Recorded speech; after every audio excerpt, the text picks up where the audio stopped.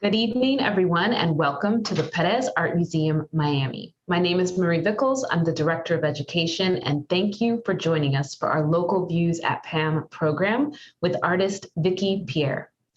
Our virtual Local Views program is presented with the generous support of the John S. and James L. Knight Foundation and features Miami-based artists sharing their practice and discussing works of art from PAMM's exhibition programs that connect in various ways to their own work. As a 21st century museum dedicated to representing the people and communities of South Florida, the Perez Art Museum Miami strives to be a leader in the presentation, study, interpretation, and care of international modern and contemporary art, while representing and cherishing the unique diversity of Miami-Dade. Through our exhibitions and programs, we aim to encourage everyone to see art as an incentive for genuine human interaction. Tonight, I am so happy to introduce Vickie Pierre, a Miami-based artist making work that explores universal themes like identity and global cultural mythologies.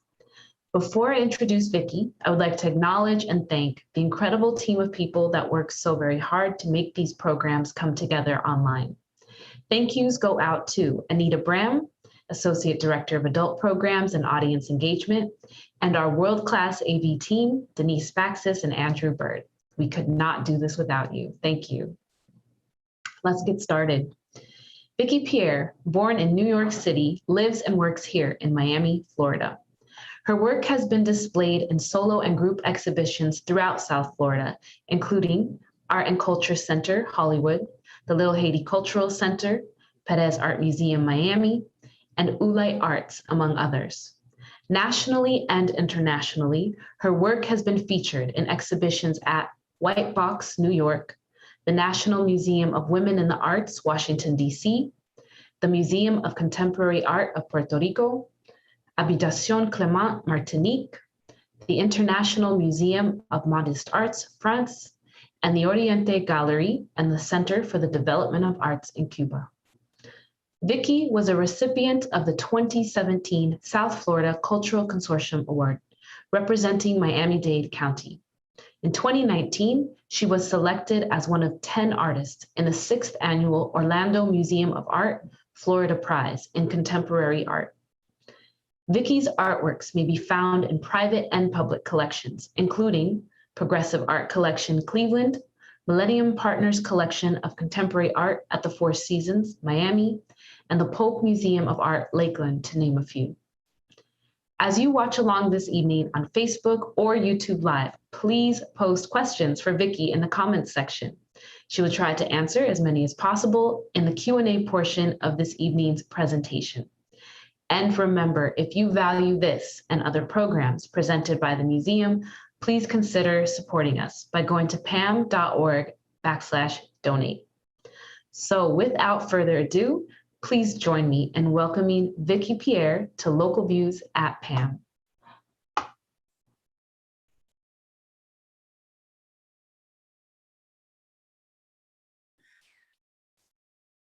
Thank you, Marie. Hi, everyone. Well, I'd like to just start off first with reiterating what Marie said. Thanks to the incredible AV team of Denise and Andrew for helping me, sorting me out, and of course to Marie and Anita for including me in this great project.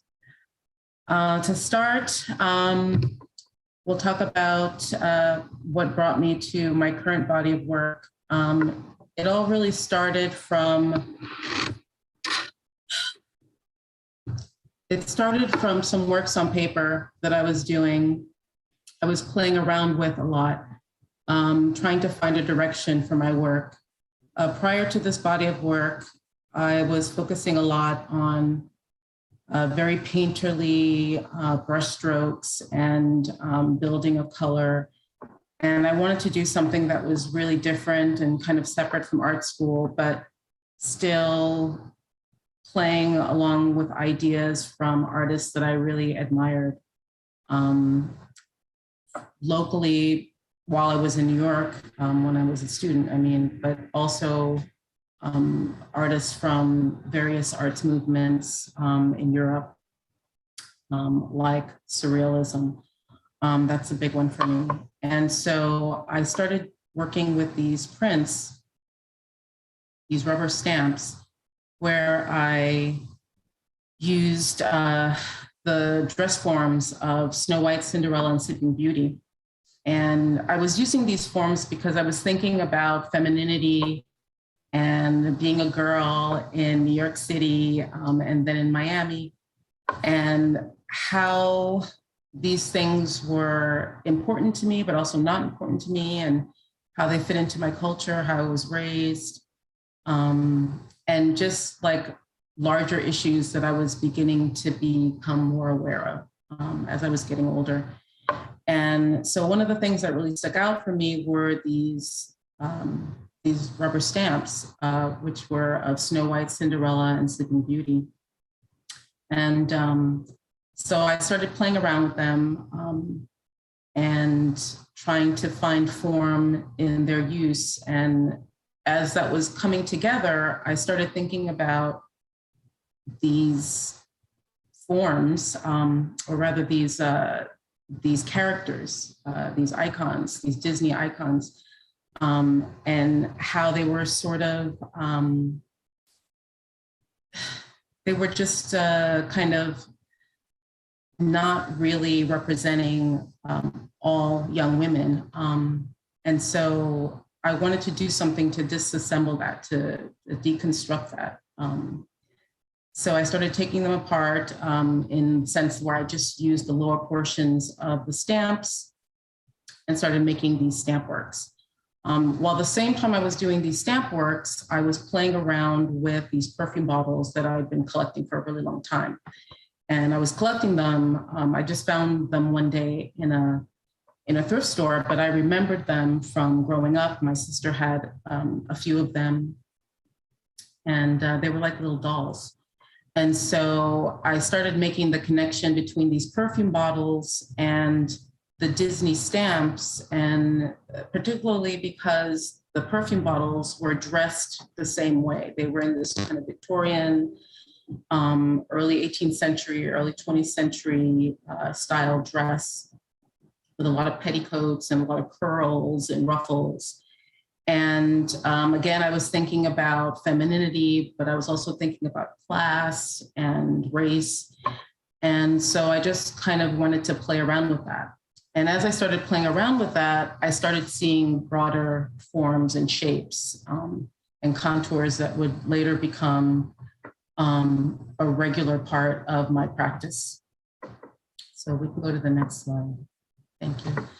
So this is more of the rubber stamps that I used.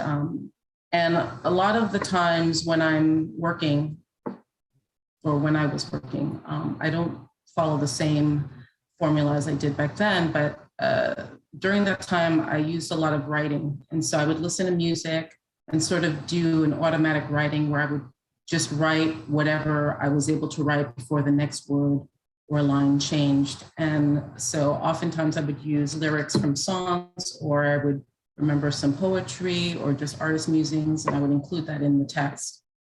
And that's what's running along the top of the page. But oftentimes I would also use the text within the body of the forms. That might be the swag lines, or just directly interrupting or interfering with the center of the form. And so in this case, you could really see the outline of the dresses. And in this case, it looks like it's a Snow White. But sometimes I mix them up, so you can never be too sure. But I use Snow White a lot. She had the best form in the lower part of her dress. So I use that a lot. And so a lot of the titles that you'll see in the works came from songs that I would listen to. And oftentimes the songs were very romantic or had a melancholy or pensive kind of mood to them. And so there's a sense of longing and romance and I don't know, a little otherworldliness, I think. We can go to the next slide. And so this is another one where you can really see the forms of the Disney dresses. You can really see different shapes. And in this case, I'm using Sleeping Beauty. She's at the lower left of the screen, and you can see Snow White, and she's in the mid right of the screen. And so again, I use these a lot. And they created these clusters. And as I was continuing to do this, I started thinking of more solid forms. And so in this case, the work is still linear, meaning it's just, a line, there's no contour, no real contour. And also the colors were very minimal. I would usually use 2 to 3 colors or even less, maybe just 2 colors sometimes. And so in this case, you can see that I'm kind of mimicking the perfume bottle shape a little bit with the form on the far right. And they're kind of following a bit of a procession. They're not quite as clustered as the previous works, but you can see how they kind of gather together and kind of form a line. And in this work in particular, I'm very stuck on this piece a lot because it was during this time I got to see an exhibition of William Kentridge at an institution that doesn't exist here in Miami anymore called MAC, M-A-C. And it was just a beautiful exhibition of his works, of his bronze sculptures in a procession in a line. And so I made this work based on that, and then also a U2 song that is titled A Sort of Homecoming. So yeah, we can go to the next one. And so this is more of the same. The clusters are getting a little more confident now, and you're seeing less and less of the dresses. And now they're really becoming these kind of organic, otherworldly kind of shapes and forms. And it's around this time I started thinking more about the female body and not making the female form in its in a figurative way that is obviously representational, but I wanted something to be kind of surreal and organic and just very playful and squishy. And so you can see that also exemplified in the dripping and, the really curvy, kind of funny shapes. And then you have little tufts of hair that are showing, and that hair is body hair. It's from all over, underarms, pubic, or on the head. And then you're seeing more of the interconnection of the forms. And that's really important. And that was something I didn't really think about, consciously think about early on. It was something that I started understanding later, that I was looking for this kind of connectedness to larger cultures, to my culture. And this is another example of the works. And this one is very pink. It's very girly. And I was playing with that a lot also. I was trying to find ways to show my femininity in my work. And I liked the idea of making artwork that was kind of hyper feminine, for me anyway, and what that might look like. So it still has that really soft organic quality to it, but I think the pink and the red give it a sense of fire, and it feels very intense. And so here, this is a work that is kind of special to me. Again, I'm playing with the shapes of William Kentridge. You can see it a little bit in the larger form at the top left, and on the bottom right, you could just kind of see little remnants of his hand in there. And I just really love these kind of walking, funky shapes. And then you still have more of the tufts of hair, and it's just kind of whimsical and playful and kind of dreamlike.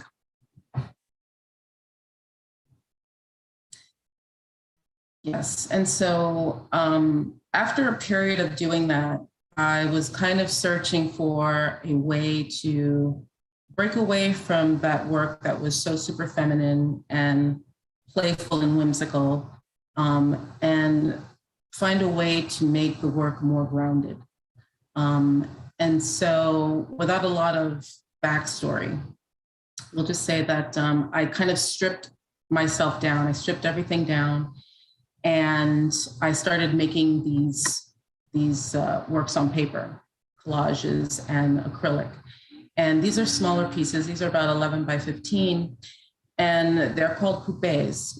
And so they kind of speak to the earlier work that I was doing with Snow White, Cinderella, Sleeping Beauty stamps, where I was deconstructing them by just using the lower portions of their dresses.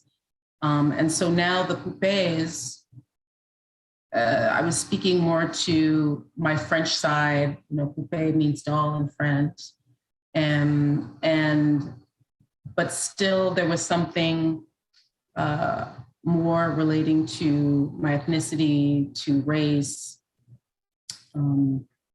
and to my greater connection to history and the world around me. And that was starting to show up more in the work.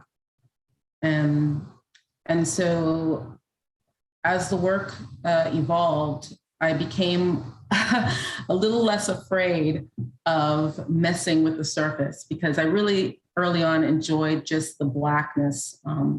I felt that it was very formidable. It had a lot of weight to it. But I'm still so much, you know, a girl that's interested in whimsy and beauty and playfulness. And so I wanted to continue to incorporate those sensibilities in the work, so that, you know, I was still thinking about history. I was thinking about my culture, but also I just wanted the work to be playful and beautiful and kind of odd. And so I feel that was accomplished with these next pieces. And so this is another piece, and something that also was happening in the work was I was thinking more about different cultures. And so I was thinking about cultures from Asia, East Asia, Africa, First Nations, Indigenous cultures. I did this work while I was in Canada, and I had a really great experience with a lot of Indigenous art and meeting some Indigenous artists, and it had a great effect on me in the direction that the poupées have been moving in. I'm really thinking more about adornment and meaning, and in this case, I'm kind of making a play on the Hottentot Venus, and showing her in an exalted, magnificent, queen-like state. And so that was my idea behind this work. And so this is my version of the Winged Victory. She's squishy and playful, but she also kind of feels like Maasai or maybe a Thai dancer or something, where she's kind of jingle jangling and the bells are going, and it's very playful, but it's also kind of hypnotic, and there's a lot of swinging and dripping and movement. And so I felt like I was able to get a lot of movement also with these works. Something that I hadn't mentioned also is that the papers that are used for the collage, these are all collaged, by the way, with acrylic. I am using papers that are from William Morris, as well as Art Nouveau and Paisley works and Byzantine work, and also Italian papers, and using them to create these collages. And some of them have a great feel to them. Some of them feel really like Eastern European, and then some feel really Asian, and some feel very African again. And so I feel like I'm really just kind of bringing together a lot of different cultures, and just kind of playing around with that, and thinking about we're all very connected by so many different things, really. And so this one is kind of, they're kind of goddesses, they're deities. And so they have a lot of swords and they have a lot of movement. And yeah. Wow. Wow. So this one would be more of a sea creature, but we can keep moving forward. And so this is a series, very quickly, this is the Pleiades series, and it's based on the Pleiades star constellation. And so I wanted to do one of each of the 7 sisters. And so this series is called My 7 Sisters. And these are the different Electra, Merope, Maya, etc. And yes, this is more of the same.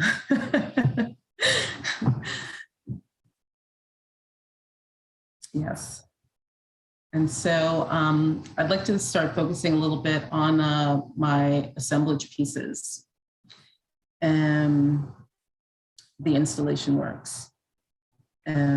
So I started doing these pieces in 2008.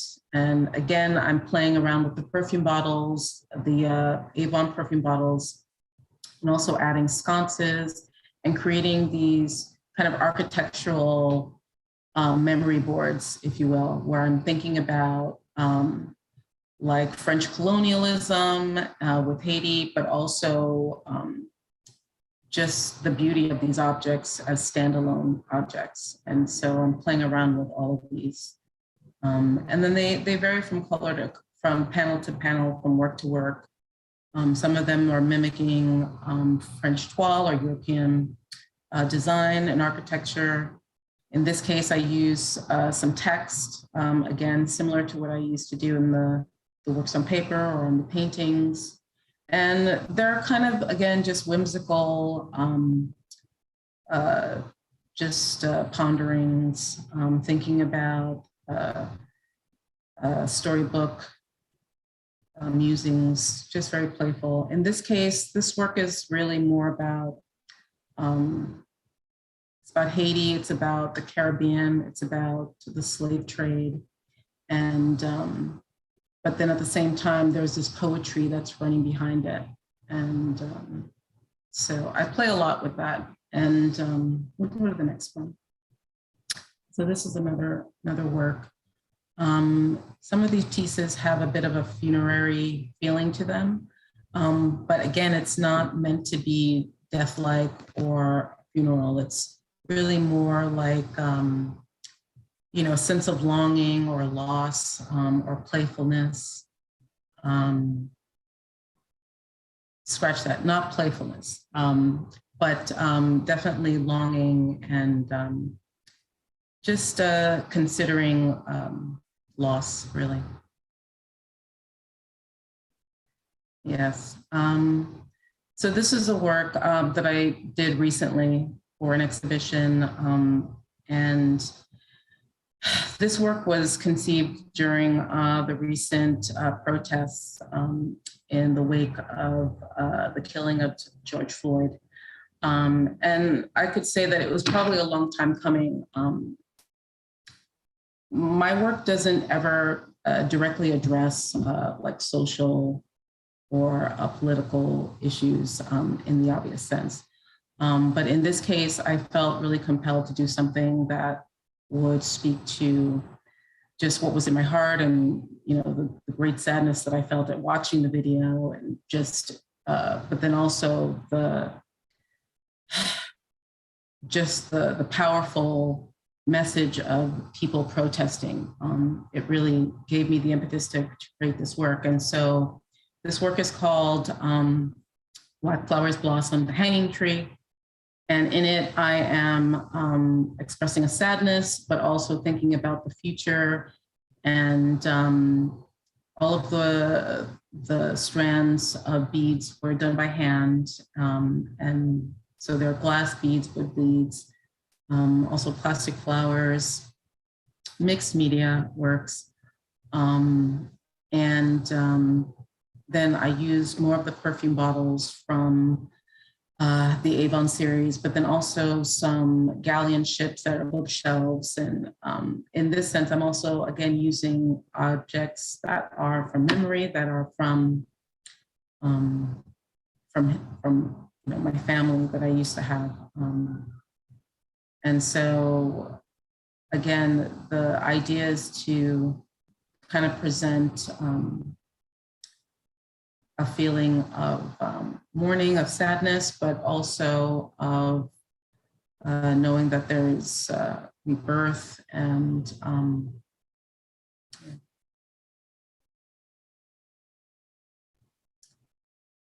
so this work is another work that I'm thinking a little more socially and politically. And it really kind of pays homage to the artist Hannah Wilkie. I was thinking a lot about women's rights and, even especially now with what's happening with Texas and the abortion legislation. And so this is meant to be a Gaia. This piece is called Totems. Totems for my sisters, we are luminous. And it's really meant to be a calling, an exclamation of womanhood. And so the form is meant to be sort of a large vagina, but it's also meant to be Gaia. It is the womb. It is the seed of this earth, of this life, of all life. And so I'm using this form, but I'm also playing around with, location with the palm trees. So I'm thinking about the Caribbean, I'm thinking of the earth, I'm thinking of island, Miami. And then again, I use text to kind of just express the feelings that I have, which possibly a lot of women have, and that is of not being seen or not being considered. And so with the text, I speak of being witnessed and being free from oppression, really.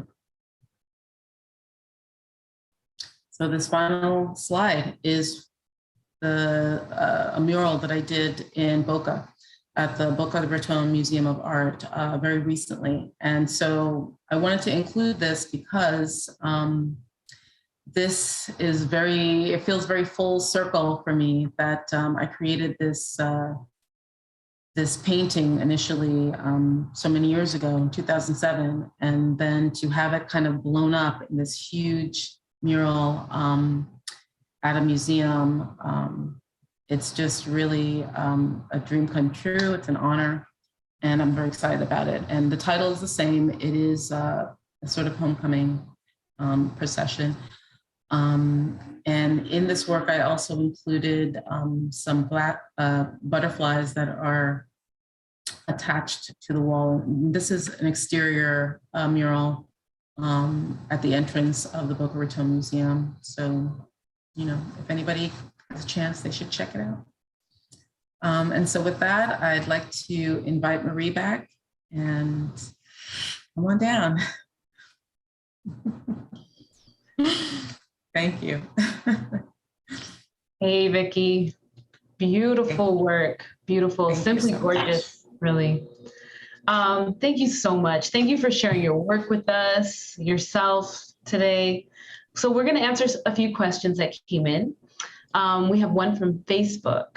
Donna Ruff asks, hi, Vicki. One of your reoccurring visual elements are loopy lines or shapes that end in a teardrop.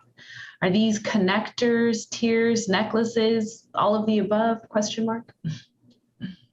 All of the above and the question mark. Thank you, Donna. Heart to Donna. Yes, they're meant to be connectors. They're also decorative lines. They're swag lines. So they really express the languidity that I'm thinking about for these shapes. They're kind of sensual and dripping, and but then also they're connectors, or they're connected. And it means that they're connected to many different possibilities, many different cultures, many different people, many different ideas. So that's what's happening there. Yes. Nice. And I just want to send a little reminder out to the folks watching. If you do have a question, just please post it in the chat, whether you're on Facebook or YouTube. So let's see here. Another question from YouTube coming in. Do you create work with a plan in mind, or is it free flowing? It's a mix of both. I used to really work kind of abstractly and just allow the muse to take me. And same thing with the writing. I would just sort of do like automatic. And that was something that you learn in art school, you know, it's like to get you into that state of mind. And so I would do that a lot to kind of loosen myself up and, you know, not think too much. So I would do that a lot. But lately, I really want to see what I want to see. And so I do spend more time kind of, you know, drawing things out, playing with different ideas. And, you know, that's always very tricky because then you have like stack of those and there's not enough time to paint them all. Right? It's true. It's true. There's only so many hours in the day. Yeah. Okay. But so I pick and choose, you know? Okay. Awesome. Great question. Thank you. All right. Another one we have here. What is your first memory of making art as a child? Oh gosh. Digging back in the files. I know. Well, I can't say what the first memory is, because honestly, I think the first memory that I have is of my brother being born. Like that's my first memory of being in the hospital and my brother was being born.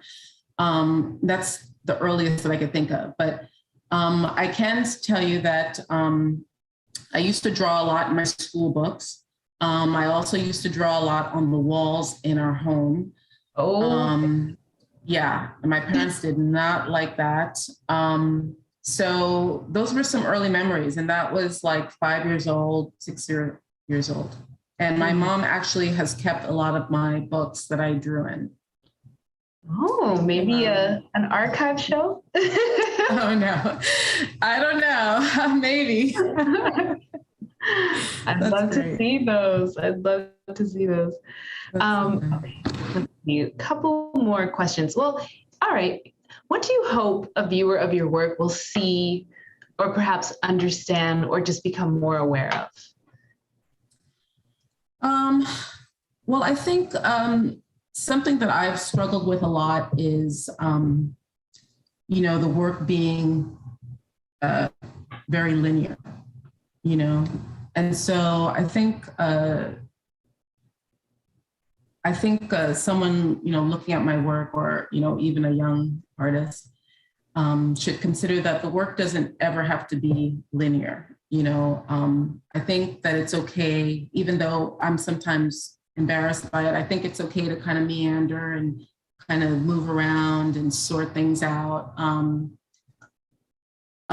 Because, you know, the brain is working, you know, you're thinking about a lot of different things. I mean, it's important to also be able to focus and, you know, execute your plan and your idea. But I think play is really important.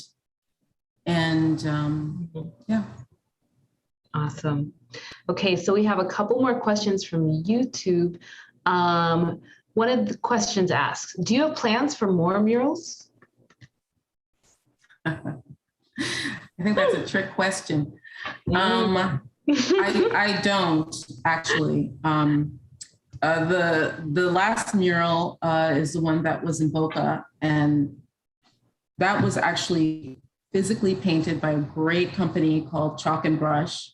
It's a husband and wife team, and they're amazing. They do a lot of murals in Miami.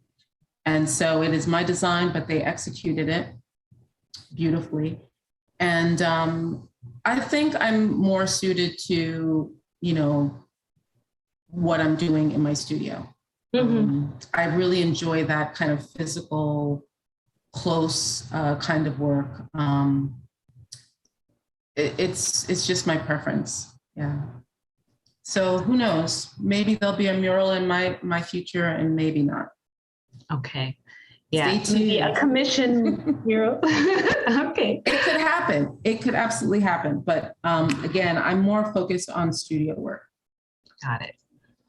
All right. And then another question from YouTube, Marquis Deluni asks, when did you start using different materials to create your pieces?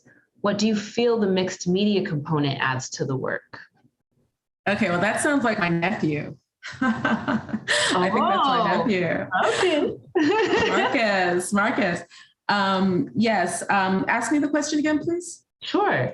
When did you start using different materials to create your pieces? And what do you feel the mixed media component adds to the work? Well, I started using different materials, I'd say probably in the early 2000s. My first exhibition that I had at Ambrosino Gallery, that was my kind of my coming out show. I started playing around with these ideas of installation, and that's where I first used the perfume bottles and writing on the walls and that sort of thing. So that was a great experience, and that's when I first started using other materials. And I think that what using objects does is it kind of rounds out the idea. Sometimes if you're using objects that are found objects, something that has an identity already, it helps to ground the work. It helps to pull the viewer in to consider what the object means or what it means in the larger scope of the work or in the world and society. And so I like the push and pull of that you can kind of alter something just by placing it in front of a painting or putting it on a wall. In the case of the mural, you know, I put the butterflies on the walls. Or I think the thing about that also is that we're seeing this everywhere, really. You know, when we're looking at architecture, when we're looking at, you know, just so many details outside or inside one's home, you know, you're surrounded by art, really, like all around you. Mm-hmm. Absolutely. So this was, again, so wonderful to learn more about your practice, to learn more about you. Last question is, where can we follow you and your work? Where's the best place to stay updated on all things Vickie Pierre? Well, you can always go to my Instagram account. I post things there, but I'm also represented by gallery here in Miami, Frederick Snitzer Gallery. And yeah, you can find me there. Awesome. Thank you, Vickie. I am definitely a fan of your work. You already know this. I do. Talk for hours about this. Yeah, it's just, It's so lovely to have you here with us. Thank you so much. All right. And everyone joined us. Thank you so much for joining us for Local Views at PAMM. Thank you.